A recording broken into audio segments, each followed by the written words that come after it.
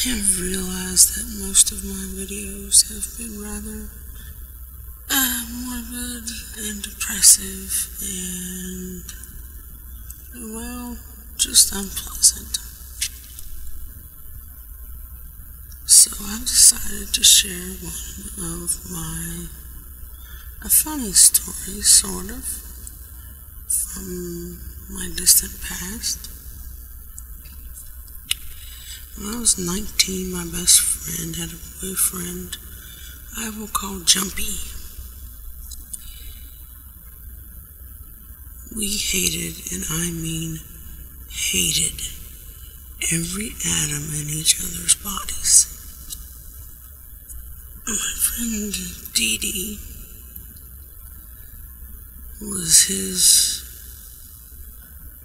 he was her on-again, off-again boyfriend.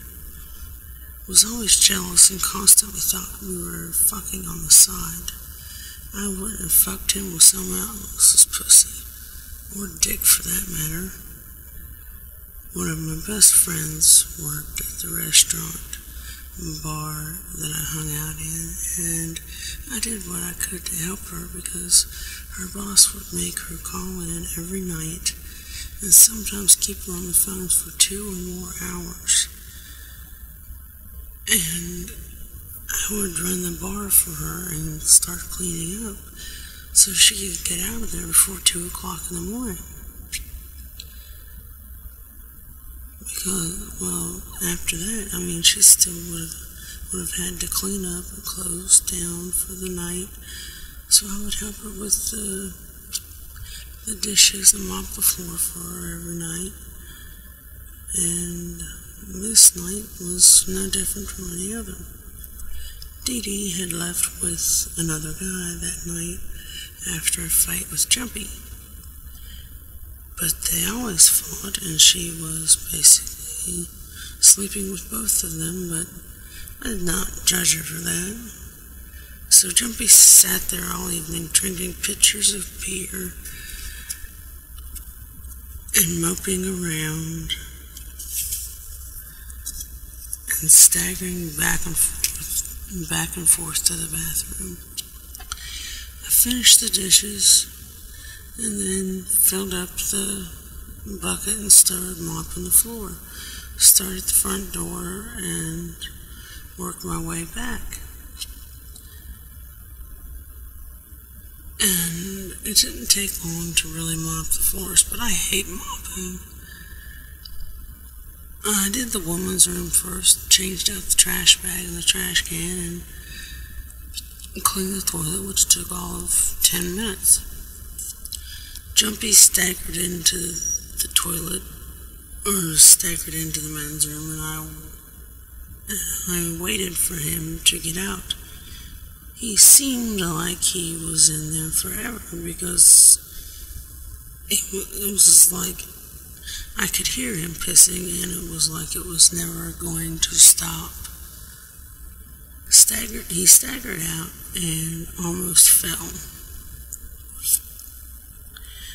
And TD had left 2 joints for me hidden behind the toilet in the woman's room. So I sat down on the toilet in the women's room and smoked one to keep me from killing Jumpy. I finished smoking one joint and put it out and ate the roach and went to clean the men's room, and oh my fucking god. I know men basically have little hoses to piss out of, but why? Why do you men feel the need to play games and the need to hose down other stuff? The need to hose down the walls.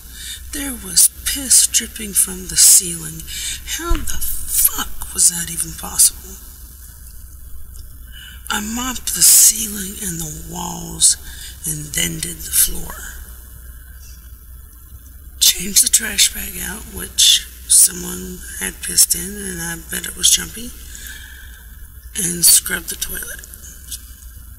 Then when I took the trash out, Jumpy was staggered to the bathroom again, and I could hear him missing the toilet. He staggered out and walked into the cooler, and I opened up the bathroom door to a pool of piss around the toilet. Jumpy comes staggering back to the bathroom and went in, and I went in after him and grabbed hold of his waist and steered his body so he would hit the toilet. I sure as fuck wasn't going to hold it for him though. So as he is swaying back and forward, which now became a game of hit or miss, and I did a damn good job, he managed to get his jeans buttoned and zipped, but I had to talk him through the process. He fell backwards and we both fell out the door, but I got him landing on top of me. I got up and helped him up because he was crawling at this point. He drank the rest of his last glass of beer and wanted more, and I cut him off. I didn't have the time nor inclination to mop the floor yet again.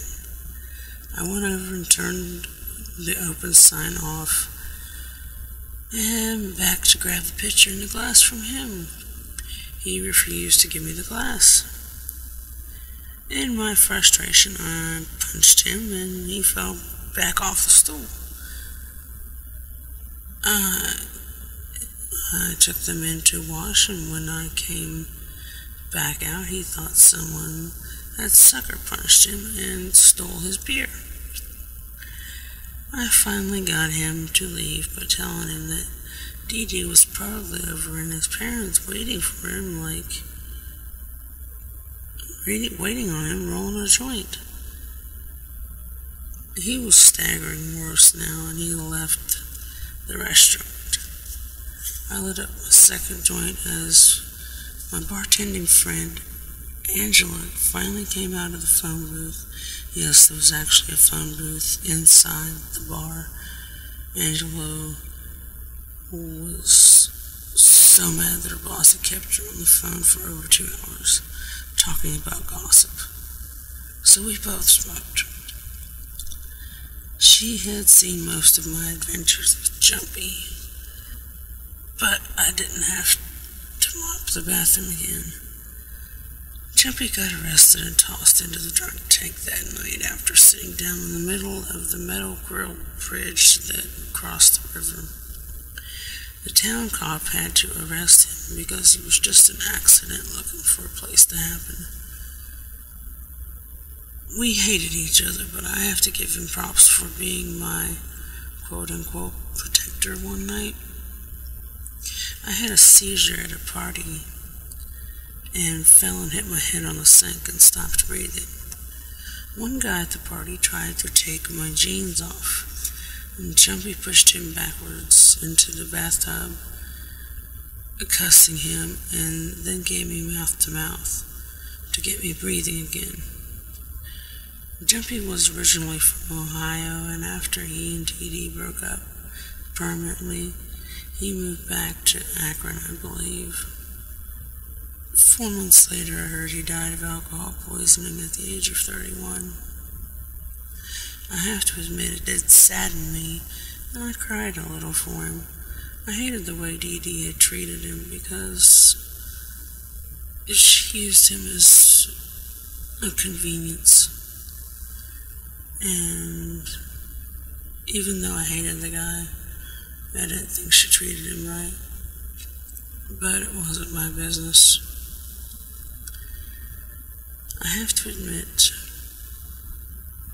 we still hated each other, but we somehow ended up respecting each other a little bit.